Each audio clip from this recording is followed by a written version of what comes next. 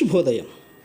Global బెథేనియా Calvary ministry తరపున ఈ వారం యొక్క చివరి దినంలో మరొకసారి మీ అందరితో కూడా కలుసుకొని దేవుని యొక్క పరిశుద్ధమైన మాటలు ధ్యానించడానికి దేవుడు నాకు ఇచ్చిన మధురమైన అవకాశాన్ని బట్టి నీ దేవునికి ప్రత్యేకమైన వందనాలు తెలియజేస్తున్నాను. ఈరోజు కూడా పరిశుద్ధమైన వేద గ్రంథంలో నుండి మరి యొక్క చక్కటి మాటలు చదువుకుందాం. ప్రసంగి గ్రంథం 7వ అధ్యాయము 26వ వచనం నేను చదువుతున్నాను, దయచేసి గమనించండి. ప్రసంగి గ్రంథం 7వ అధ్యాయము 26వ వచనం. మరణము కంటే ఎక్కువ దుఃఖము కలిగించినది ఒకటి నాకు కనబడెను. అది వలల వంటిదై ఉరుల వంటి మనస్సును బంధకముల వంటి చేతులను కలిగిన స్త్రీ. దేవుని దృష్టికి మంచివారైన వారు దానిని తప్పించుకొందురు గాని పాపాత్ములు దాని వలన పట్టుబడుదురు. దేవునికి స్తోత్రం కలుగునుగాక.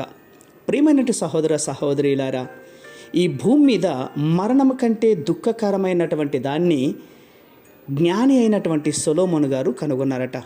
అదేంటి అంటే వల వంటి స్త్రీ అన్నటువంటి మాట. ఈ స్త్రీకి ఉరులు వంటి మనస్సు ఉందన్నటువంటిది, అలాగే ఆమె చేతులు బంధకాల్లాంటివి అని తెలియచేస్తున్నాడు. అటువంటి స్త్రీలు మానవ సమాజంలో కొంతమంది ఉన్నారండి. పురుషులను శోధించి పాపంలో పడవేయడంలో వారు అత్యంత ప్రావీణులు. ఒకసారి తమ వలలో చిక్కుకున్నటువంటి పురుషులు తిరిగి విడుదల పొందుకోకుండా శాశ్వతంగా బంధకంలో పట్టబడిన వారు చాలామంది కనబడుతున్నారు. అలాంటి పాపాత్ముల స్త్రీల వలలో చిక్కుకోవడం చాలా దుఃఖకరమైనటువంటిది. ఒకసారి నీతి మార్గాన్ని అనుభవపూర్వకంగా తెలుసుకున్న విశ్వాసికి పాపపు స్త్రీ వలలో చిక్కుకోవడం మరణం కంటే బాధకరమైనటువంటిది. అవును, పొతిఫర్ భార్య అలాంటి స్త్రీయే కదా. దెలీలా కూడా అటువంటి స్త్రీ కదా ప్రియులారా. అలాంటి పాపపు స్త్రీల వలలో ఎవరు పడతారు? ఆ అపవిత్ర వలలో స్త్రీలు పడకుండా ఎవరు తప్పించుకోగలుగుతారు చెప్పండి? ఎవరు అంటే దేవుని యందు భయభక్తులు కలిగినటువంటి వారు.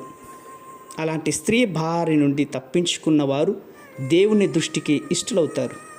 అవును, దేవునికి ఇష్టలుగా ఎంచబడిన వారు పాపపు స్త్రీల వలలో పడకుండా తప్పించబడతారు ప్రియులారా.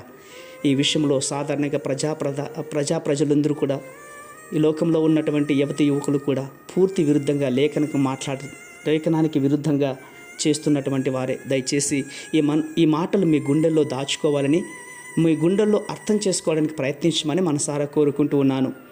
పాపపు స్త్రీ శోధించబడినప్పుడు ఆ శోధనకు లోబడకుండా తమ పవిత్రతను కాపాడుకునే పురుషులు దేవుని మెప్పును పొందుతారని, దేవునికి ఇష్టలుగా జీవిస్తారని నేను అనుకుంటున్నాను. అలాగే స్త్రీలు కూడా దయచేసి మీకు విరుద్ధంగా మాట్లాడుతున్నానని బాధపడకండి. ఒక్కసారి ఆలోచన చేయండి.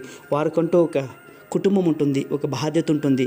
అలాంటి వారిని దయచేసి ప్రభు సన్నిధిలో నడిపించి మహిమ పొందుతారని విశ్వాసంగా నమ్ముచున్నాను. ప్రేమ నమ్మకమైన మా ప్రియ పరలోకపు తండ్రి, నిజమేనైనా ఈ మాటలు మా జీవితంలో ఎంతో విలువైనటువంటివి, మరణం కంటే దుఃఖకరమైనటువంటిది. ఇలాంటి వలలోను తప్పించబడాలని మనసారా ఆశ్రయిస్తూ యేసయ్య పరిశుద్ధమైన నామములో అడిగి వేడుకుని పొందుచున్నాం మా తండ్రి. ఆమేన్, ఆమేన్, ఆమేన్.